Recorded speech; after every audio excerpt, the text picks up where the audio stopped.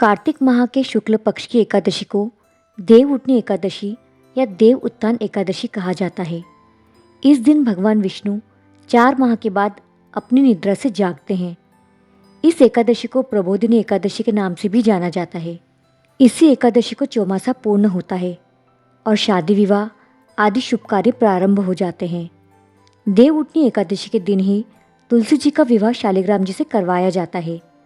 जिस घर में पुत्री नहीं होती वहाँ तुलसी जी का विवाह करवाकर कन्यादान का पुण्य प्राप्त किया जाता है।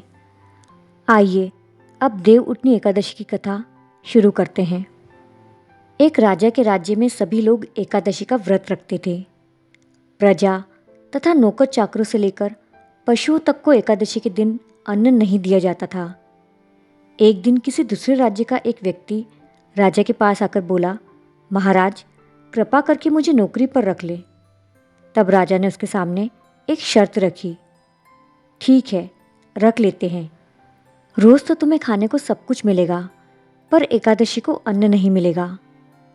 उस व्यक्ति ने उस समय हाँ कर ली, पर एकादशी के दिन जब उसे फलाहार का सामान दिया गया तो वह राजा के सामने जाकर गिड़गिड़ाने लगा, महाराज इससे मेरा पेट नहीं भरेगा, मैं भूखा मर जाऊंगा, मुझे अन्न दे दो। राजा ने उसे शर्त की बात याद दिलाई, पर वह अन्न छोड़ने को तैयार नहीं हुआ। तब राजा ने उसे आटा, दाल, चावल आदि दिए। वह नित्य की तरह नदी पर पहुंचा और स्नान कर भोजन पकाने लगा। जब भोजन बन गया तो वह भगवान को बुलाने लगा, आओ प्रभु, भोजन तैयार है। उसके बुलाने पर पीतांबर धारण किए भगवान चतुर्भुज रूप में आ पहुँचे तथा प्रेम से उसके साथ भोजन करने लगे। भोजन के बाद भगवान अंतर्ध्यान हो गए और वह अपने काम पर चला गया। 15 दिन बाद अगली एकादशी को वह राजा से कहने लगा, महाराज मुझे दुगना सामान दीजिए, उस दिन तो मैं भूखा ही रह गया।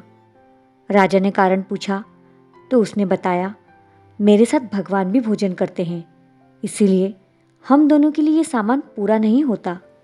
यह सुनकर राजा को बड़ा आश्चर्य हुआ। वह बोला, मैं नहीं मानता कि भगवान तुम्हारे साथ भोजन करते हैं। मैं तो इतने व्रत रखता हूँ, पूजा करता हूँ, पर भगवान ने मुझे कभी दर्शन नहीं दिए। राजा की बात सुनकर वह बोला, महाराज यदि आपको विश्वास न हो तो साथ चलकर देख लें। राजा एक पेड़ के पीछे छिपकर बैठ गया। उस व्यक्ति ने भोजन बनाया तथा भगवान को शाम तक पुकारता रहा, परंतु भगवान न आए। अंत में उसने कहा, हे प्रभु, यदि आप नहीं आए तो मैं नदी में कूदकर अपने प्राण त्याग दूंगा। लेकिन भगवान नहीं आए। तब वह प्राण त्यागने के उद्देश्य से नदी की तरफ जाने लगा। प्राण त्यागने का उसका दृढ़ इरादा जानकर शीघ्र ही भगवान ने प्रकट होकर उसे रोक लिया और उसके साथ बैठकर भोजन करने लगे। भोजन करने के पश्चात वे उसे अपने साथ विमान में बिठाकर अपने धाम ले गए।